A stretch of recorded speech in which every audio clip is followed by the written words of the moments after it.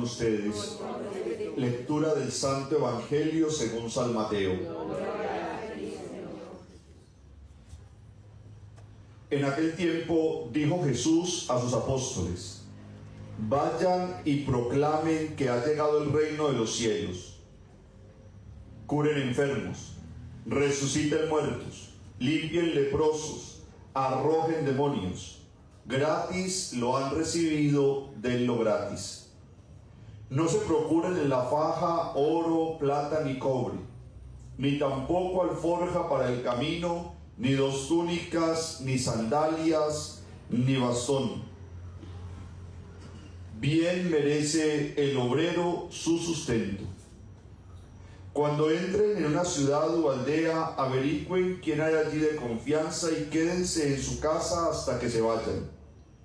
Al entrar en una casa, salúdenla con la paz. Si la casa se lo merece, su paz vendrá a ella. Si no se lo merece, la paz volverá a ustedes. Si alguno no lo recibe o no escucha sus palabras, al salir de su casa o de la ciudad, sacudan el polvo de los pies. En verdad les digo que el día del juicio les será más llevadero a Sodoma y Gomorra que a aquella ciudad. Palabra del Señor. Gloria a ti, Señor Jesús.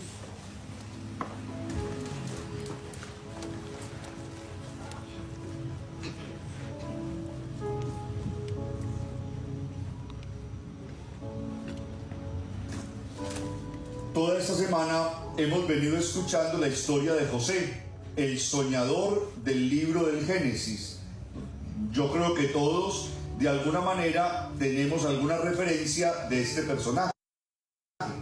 Los niños, sobre todo, cuando llegan el tiempo de Semana Santa, esa es una de las películas que más transmiten en la televisión para que ellos la puedan ver, la historia de José el soñador. Pero también la hay pues en cine para los adultos, para que también algún día se antojen y vean esta película si no quieren acercarse directamente a la palabra de Dios. Es un texto muy bonito porque nos está hablando de un hombre que tenía 12 hijos. Pero antes de nacer el menor, había uno que entre ellos sobresalía en amor del papá hacia él. Era el hijo preferido, José. Aquí no estamos hablando de José, el esposo de María. Estamos hablando muchos siglos antes de ese José. Estamos hablando José, el hijo de ¿quién? De Jacob. José, el hijo de Jacob. Y entonces José tenía un don que Dios le había regalado. Era el don de interpretar los sueños. Dios hablaba a través de los sueños. José tenía la capacidad de interpretarlos y así poder, digámoslo de esta manera, prevenir algunas situaciones y afianzar algunos proyectos. Pero resulta que el amor de este papá por José hizo que el resto de los hijos se llenaran de rabia y de envidia y de celos, hasta el punto que ellos tomaron la decisión de desaparecer a José. Entonces piensen que todos los hijos se estaban peleando por el amor del papá, pero nunca calcularon que eliminar a José era causarle dolor a aquel a quien le estaban pidiendo amor, al papá. Pensaron simplemente en ellos mismos. Entonces toman la decisión primero de matar a José, pero luego otro de ellos, más misericordioso, dice que lo mejor no es matarlo sino venderlo. Entonces lo venden a una caravana de ismaelitas y luego estos a una caravana de egipcios. José llega entonces a Egipto y allí es metido en la cárcel. Es un esclavo más. Pero hagamos una primera reflexión hasta ahí. José es víctima de una situación que es muy común entre nosotros: la envidia. ¿Qué es la envidia? La envidia es cuando uno se ha olvidado de sus propias bendiciones por estar pendiente de las bendiciones del otro. Y entonces dejo de mirar mis bendiciones porque estoy concentrado en las del otro. Y mi objetivo es tener las bendiciones que tiene el otro. Ese es un primer objetivo, pero es un objetivo falso. Porque una vez que el envidioso logra tener las bendiciones que tiene el otro, se da cuenta que esas bendiciones no le sirven. Porque eran las bendiciones del otro. ¿Han escuchado el dicho que dice que cada niño nace con el pan debajo del brazo? O sea que cada niño tiene su propio pan. No necesita el pan del otro. Cada persona en la realidad de vida que tiene y en el proyecto de vida que tiene requiere un tipo de bendiciones que Dios, digámoslo así, auspicia para que ese proyecto lo pueda sacar adelante. Por lo tanto, las bendiciones que yo tengo, que yo necesito, no se parecen en nada a las bendiciones que usted tiene o que usted necesita. Entonces, cuando el envidioso logra tener lo que tiene el otro, se da cuenta que sigue sin ser feliz, que se siente insatisfecho. Por eso les decía ahorita que es un objetivo falso el querer tener las bendiciones del otro.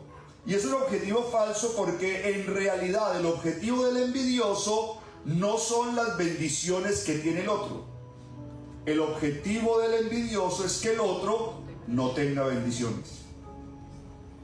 Por eso en el corazón de un envidioso hay maldad pura. Porque el envidioso no tiene límites.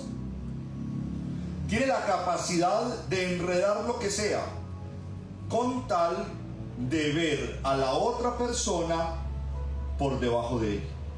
Miren cuánto daño es un envidioso. Es más, dicen los exorcistas que no hay necesidad de un maleficio. Basta con la fuerza de la mente y del corazón de un envidioso. Entonces, cuando el envidioso se enfrenta a una persona que está espiritualmente debilitada, esa persona es carne de cañón para el envidioso. Logra destrozarlo completamente. Pero cuando el envidioso se choca con una persona que está fortalecida espiritualmente, entonces sigue la historia de José. José es un hombre de Dios, que ora, que no comprende lo que le pasa, que sufre poderosamente el desprecio y el rechazo de sus hermanos, la ausencia de su padre y luego los trabajos forzosos que tiene que pasar en Egipto.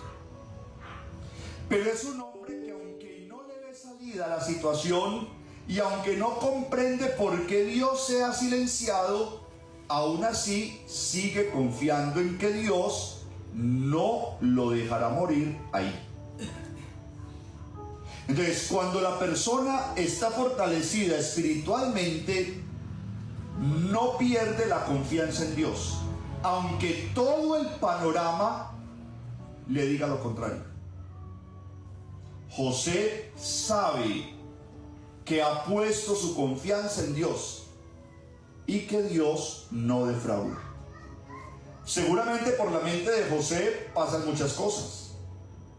Yo sé que Dios no me abandona, pero no lo veo. Pero ¿dónde está? Pero ¿cómo permite esto? Y de pronto José en su oración ha podido decirle a Dios esa pregunta famosa: Señor, ¿y por qué le pasan cosas malas a la gente buena? Pero José nunca suelta a Dios de su mano. Todo tiene su momento. Hay que saber esperar el tiempo de Dios. Lo que pasa es que ese tiempo de Dios no se parece en nada al tiempo nuestro. Luego resulta que el faraón tiene un sueño. Y ese sueño nadie logra interpretarlo de tal manera que el faraón quede contento con la interpretación. Ha soñado con 7 vacas gordas y 7 vacas flacas. Y entonces, luego de llamar a los mejores magos y brujos del momento, ha dado los sueños de otros esclavos. Y entonces el faraón, en el colmo del desespero por lo que ha soñado, que lo tiene tan intranquilo, manda llamar a este esclavo, llamado José. Y entonces José le interpreta el sueño al faraón diciéndole que las 7 vacas gordas se refieren a 7 años de abundancia, porque luego vendrán 7 años de escasez, que lograrán sobrevivir con lo que hayan almacenado de los años de abundancia. Pues tal parece que esta interpretación de José ha calado en el corazón del faraón hasta el punto de que el faraón lo ha nombrado administrador del reino. Le ha pedido a José que administre los 7 años de abundancia, para que luego haga que el pueblo no muera de hambre en los años de escasez. La pregunta tendría que ser: ¿por qué el faraón le creyó con tanta facilidad a José? Si habían otros magos y brujos con experticia, con renombre, con buena fama. Es que la espiritualidad salta a la vista. La espiritualidad genera en el otro un poco de paz. La espiritualidad genera confianza. La espiritualidad es Dios a través de mí para el que se ha acercado a mí. ¿Qué es la envidia? El diablo a través de mí para quien se ha acercado a mí. ¿Qué es la fe? Dios a través de mí para quien se ha acercado a mí. Entonces, quien está lleno de Dios y alguien se le acerca, termina fortalecido en Dios.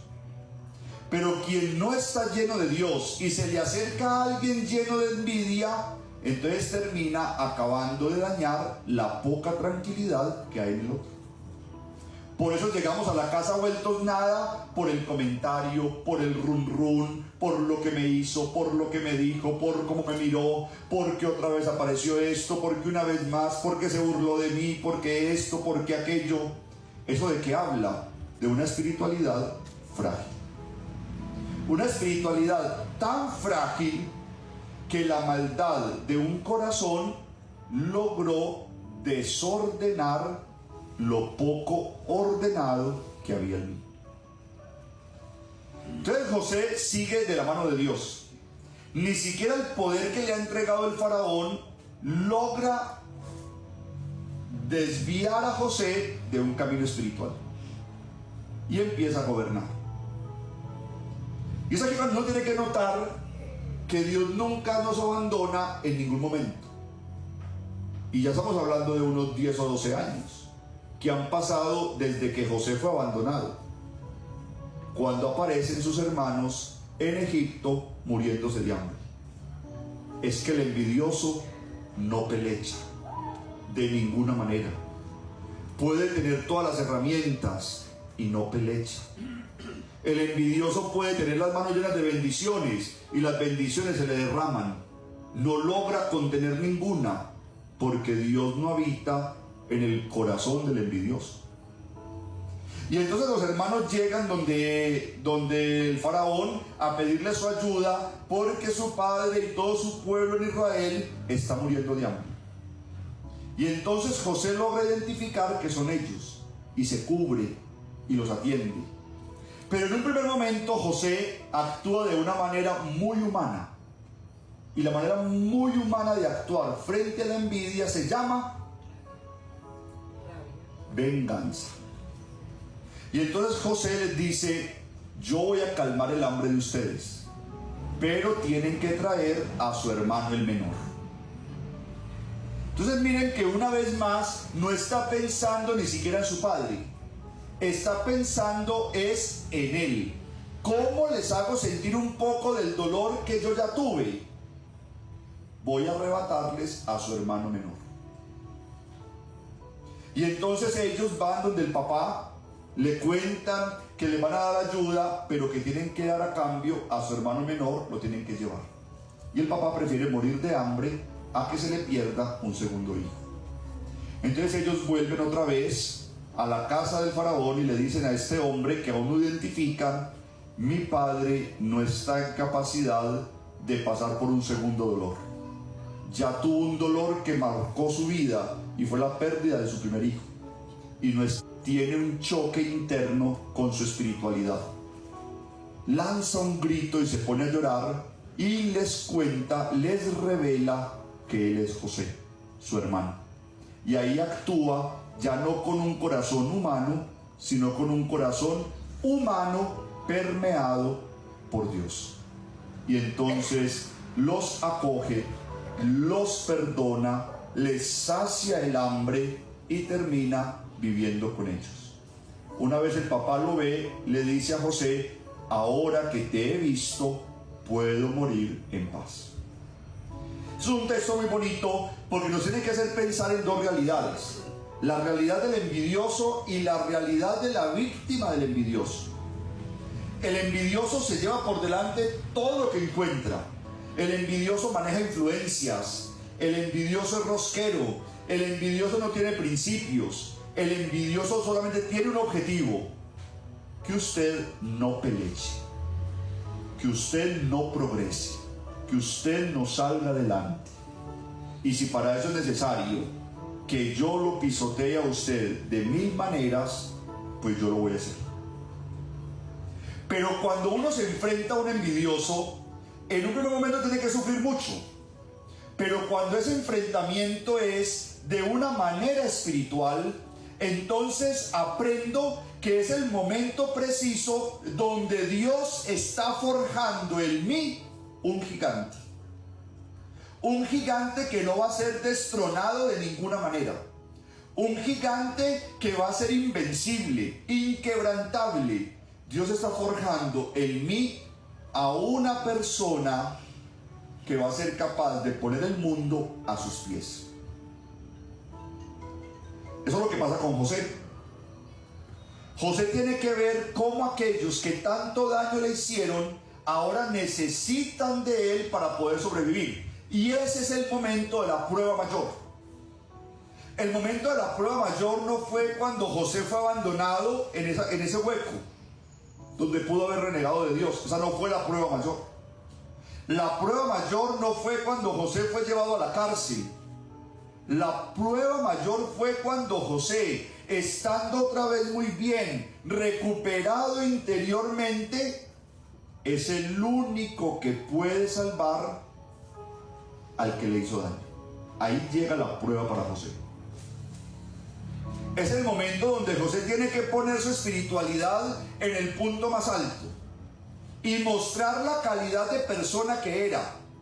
Es el momento donde José le enseña a sus hermanos que era el preferido de mi papá, no porque fuera un engreído, sino porque él tenía la razón del hijo que estaba formando en mí. Cuando José salva a sus hermanos, muestra ese equilibrio mental y esa salud espiritual tan alta que tiene, que le permite incluso hacerle el bien a quien le ha hecho el mal. Eso no es tan fácil. Una persona medianamente saludable mental y espiritualmente toma la decisión de alejarse. Pero José tomó la decisión en ese momento de salvar a quien quiso condenar. Es que cuando uno está lleno de Dios, el poder del humano no le llega ni a los talones. En un primer momento hace mucho ruido, desubica un poco, nos puede meter en una cierta oscuridad. Pero como dice el Salmo, yo sé en quién he puesto mi confianza. Y cuando uno sabe en quién ha puesto su confianza, el enemigo pierde la batalla. Pero cuando yo dudo de aquel en quien he puesto mi confianza, yo ya empecé a perder la cabeza. Nadie ha podido contra Dios. Es más, hay muchos mitos e historias que hablan de peleas entre el diablo y Dios, y terminan diciendo que el diablo terminó caído del cielo. Ahora yo voy a creer que una persona que tiene heridas en su alma, que despertaron en él el sentimiento de la envidia, es más fuerte y más poderoso que Dios en mí. Cada uno de nosotros hemos podido pasar por momentos parecidos a los de José. Nos hemos podido encontrar un familiar que no consiente con que ustedes y yo progresemos. Podemos tener un primo, un hermano, un tío, un sobrino, cualquier cosa, que está pendiente de cada movimiento que damos, de la ropa que compramos, de los lugares que visitamos, de todo lo que hacemos, de todo lo que conseguimos.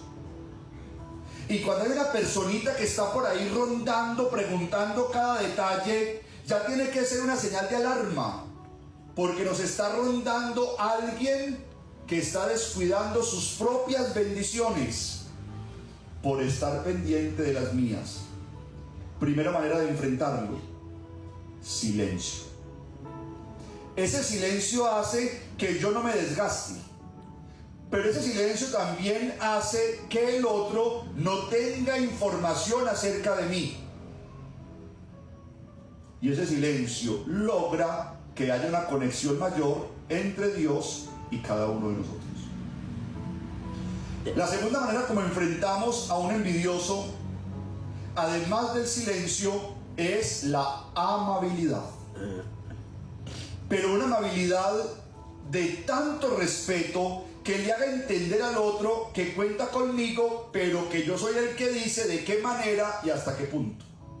O sea, que en mi vida usted tiene un límite de llegada, porque yo debo cuidar mi propio proyecto, yo debo cuidar mi propia paz, yo debo cuidar mi tranquilidad.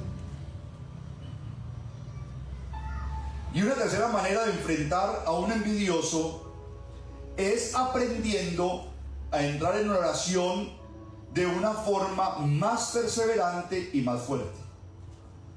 Porque es que en la oración yo logro que Dios no permita que mi alma se llene de maldad.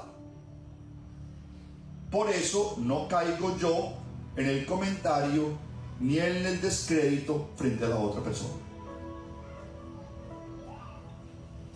Cuando ustedes y yo enfrentamos a una persona así, un vecino, un amigo, ustedes y yo tenemos que orar con más fuerza, porque es que se nos viene una batalla espiritual fuerte.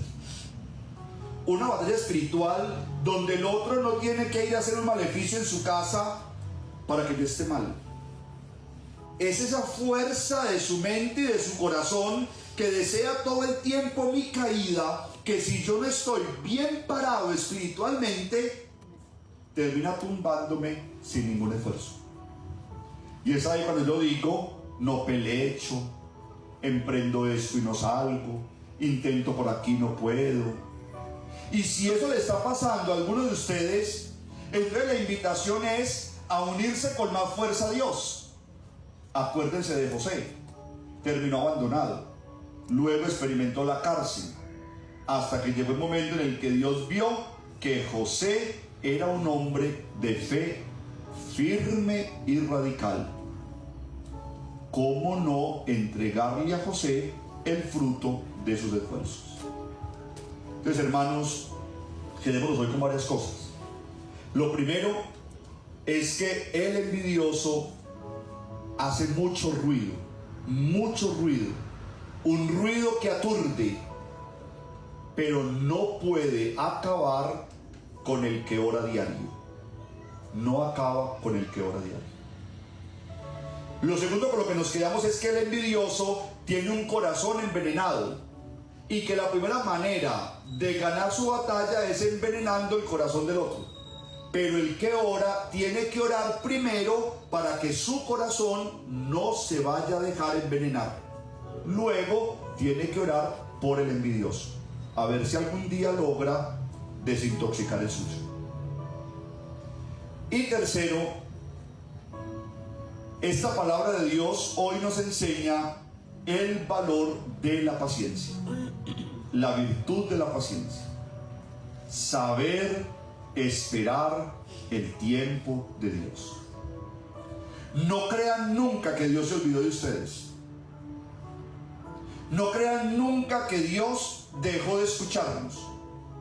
Más bien crean que mientras yo estoy soportando con las fuerzas que tengo, Dios está peleando mi batalla.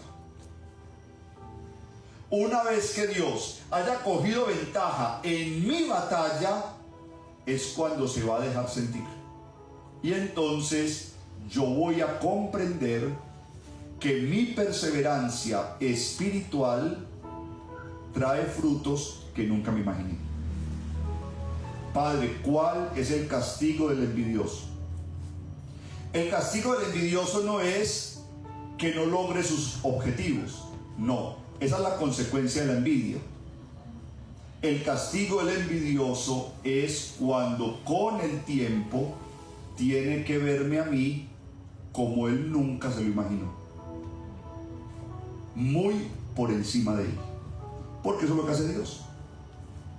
Dios nos arranca de lugares, nos arranca de personas para decirnos: usted ahí en esa tierra no pelecha, usted pelecha en esta otra. Por eso a veces nosotros decimos: Padre, pero qué rabia, me tocó irme de la empresa por culpa de un compañero. No suelte a Dios. Hay una batalla que se está peleando. En esa tierra usted no pelecha. Eso es tierra árida. Usted se va a dar cuenta cuánto puede pelechar, pero tiene que estar sembrado en tierras diferentes. Y eso es lo que hace Dios con nosotros. Nos arranca. Porque si nos deja ahí, entonces vamos a correr un alto riesgo de terminar con el corazón igual de envenenado que el del envidioso.